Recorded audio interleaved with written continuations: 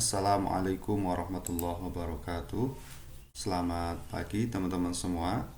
Selamat siang bagi nanti yang teman-teman kelas siang semuanya. Semoga dalam keadaan sehat walafiat.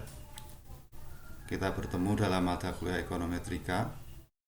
Mata kuliah yang sangat menantang bagi saya dan semoga juga teman-teman semua. Mohon maaf, minggu kemarin saya belum bisa melaksanakan pertemuan pertama. Saya hanya bisa mengirimkan rencana pembelajaran semester atau RPS. Semoga teman-teman sudah membaca, sudah mempelajarinya, sehingga pokok-pokok bahasan apa saja yang akan dipelajari di dalam mata kuliah ini sudah tahu. Kemudian buku atau referensi apa yang mestinya saudara-saudara siapkan sudah saudara siapkan. Karena saya percaya saudara-saudara ini adalah mahasiswa, sehingga tanpa saya dikte satu persatu dengan di RPS itu saudara sudah bisa membuat semacam roadmap selama satu semester ini nanti kita akan belajar apa. Semoga saudara-saudara bisa memperdomani RPS tersebut sebagai real kita belajar selama satu semester ini. Nah, pada pertemuan kali ini saya akan membahas konsep dasar ekonometrika. Tetapi sebelum saya masuk ke konsep dasar ini, perlu saya sampaikan bahwa ekonometrika ini adalah sebenarnya mata kuliah yang didesain untuk bisa praktik di lab juga. Karena nanti ada beberapa tools atau perangkat yang mestinya dipraktikkan. Sehingga saya berharap nanti entah di pertemuan keberapa nanti kita bersepakat untuk bisa mengatur waktu dan kita bisa praktik di lab. Terutama nanti dalam penerapannya untuk aplikasi EVIUS-nya. Baik, langsung saja saya masuk ke konsep dasar ekonometrika. Saya kira dari kata ekonometrika mestinya sudah terlintas sebenarnya ini makanan apa. Singkat kata, ekonometrika ini secara harfiah artinya adalah pengukuran secara ekonomi. Ekonometrika bisa diparsialkan kalau dikatakan ini adalah akronim, adalah ekonomi, statistik, dan matematika. Sehingga mata kuliah ini nanti memang didesain bahwa saudara-saudara mestinya harus sudah lulus mata kuliah statistik, mata kuliah matematika ekonomi, dan beberapa teori-teori ekonomi terutama mikro dan makroekonomi. Nah, dari tiga perangkat mata kuliah ini nantilah kita akan mencoba melakukan satu pengukuran ekonomi yang desainnya adalah statistik matematika sehingga menghasilkan angka-angka numerik begitu. Nah, secara definisi ada banyak definisi dari ekonometrika dan saudara-saudara mungkin bisa mengikuti misalnya katakanlah bukunya Gujaradi atau bukunya siapapun boleh, tetapi saya menggunakan definisi dari Gerard.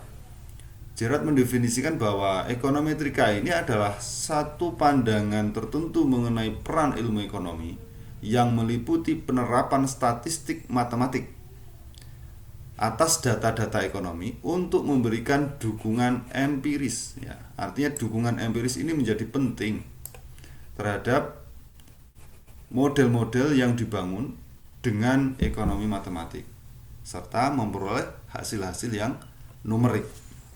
Sehingga sekali lagi ketika kita bertemu di mata kuliah ekonometrika ini nanti, maka harus dipastikan, harus disiapkan hati dan pikiran saudara-saudara. Artinya nanti kita harus siap bahwa urusan angka-angka itu pasti tidak bisa ditinggalkan di dalam mata kuliah ini. Sehingga ya begitulah begitu. Dan ekonometrika ini bagi saudara-saudara yang berminat pada kajian-kajian penelitian kuantitatif, ya sekali lagi kuantitatif, rasa-rasanya ini menjadi suplemen wajib bagi saudara-saudara untuk yang berminat pada penelitian-penelitian kuantitatif. Saya katakan suplemen wajib karena ya, sebagian besar pendekatan kuantitatif itu pasti menggunakan model-model yang disusun berdasarkan pendekatan ekonometrika. Sehingga mari kita belajar ekonometrika selama satu semester ini nanti ke depan dengan santai tetapi juga serius, dengan serius tetapi juga harus santai gitu ya. Oke, secara definisi seperti itu. Monggo nanti bisa dilengkapi dari definisi-definisi dari referensi yang lain. Nah, secara garis besar ekonometrika ini nanti akan dibagi menjadi dua pokok, dua ilmu, dua pendekatan yang ini sering terjadi di beberapa kasus atau kajian begitu. Ada ekonometrika teori, tentu kita tidak bisa melepaskan dari teori-teori apapun itu, karena ekonometrika sebagai bagian dari cabang ilmu, maka secara teoritis maka kita harus tetap mengkajinya. Akan tetapi juga tidak bisa lepas dari ekonometrika terapan. Nah, praktik atas penerapan ekonometrika ini nanti juga perlu kita kaji, kita pelajari. Bukan berarti teori ANSI, saya menjelaskan teori-teori, rumus, tetapi juga tidak bisa ekonometrika terapan ANSI sehingga saya hanya menjelaskan tools-tools alat analisis saja, misalnya EViews atau Stata gitu. Dua-duanya ini harus balance, harus seimbang. Nah, dalam hal ini ekonometrika tentu secara metodologi ada dua hal. Ada pendekatan metodologi ekonometrika klasik, itu kira-kira seperti ini. Semua pendekatan ekonometrika pasti diawali dengan pernyataan teori. Pernyataan teori ini ya tentu teori-teori ekonomi. Sehingga dari teori itu nanti bisa dispesifikasikan dalam bentuk model. Atas dukungan data kita bisa melakukan satu estimasi atas model dan uji hipotesis. Sehingga di dalam hal ini nanti ekonometrika bisa melakukan suatu prediksi atau bisa melakukan forecast atas data informasi yang nanti mendukung atas pernyataan teori tadi. Kalau estimasi itu nanti dinyatakan tidak spesifik atau ditolak, maka nanti harus diulang untuk kemudian ulang. Ketika diterima, maka itu bisa menjadi satu asumsi atas prediksi atau forecast satu kasus ekonomi. Nah, ini tadi yang pendekatan metodologi ekonometrika klasik. Agak berbeda sedikit dengan pendekatan ekonometrika modern. Pendekatan ekonometrika modern hanya berbeda bahwa estimasi dan uji spesifikasi model ini harus dilakukan.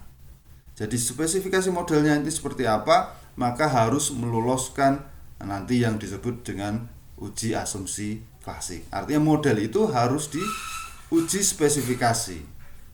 Nah, disinilah nanti baru bisa melakukan uji hipotesis dan mendapatkan satu prediksi atau dalam hal ini forecast atas satu model atau kasus itu tadi.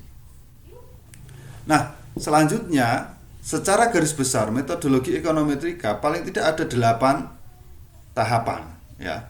Tahapan ini penting, saya kutip dari bukunya Gujarati. Yang pertama adalah pernyataan suatu teori atau hipotesis. Ini wajib atau pasti. Yang kedua, spesifikasi model matematik dari teori. Artinya, dari teori yang diturunkan itu harus bisa kita susun menjadi model matematik. Nah, dari spesifikasi model matematik, maka harus ditarik menjadi spesifikasi model ekonometrik dari teori tadi. Artinya model matematik itu sebagai dasar, pengembangannya spesifikasinya ke model ekonometrik. Memang agak berbeda sedikit, nanti kita akan bahas di pertemuan selanjutnya. Yang keempat, pada metodologi ekonometrika harus ada penghimpunan data. Ekonometrika tanpa data tidak akan bisa berjalan.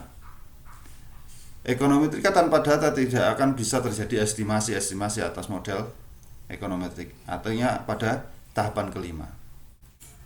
Estimasi ini harus didukung oleh data. Data harus ada validitas dan keabsahannya begitu. Nah, yang keenam tentu harus ada pengujian hipotesis. Ketujuh, peramalan atau prediksi atau dalam bahasa Inggrisnya adalah forecast. Sehingga atas hasil 7 tahapan itu tadi, penggunaan model bisa diperlukan dalam pengendalian, kebijakan atau hal-hal lain yang bisa nanti diterapkan dalam metodologi ekonometrika. Nah, 1-8 ini saya kira teman-teman nanti bisa memperdalam ya, mulai pernyataan teoritis, spesifikasi,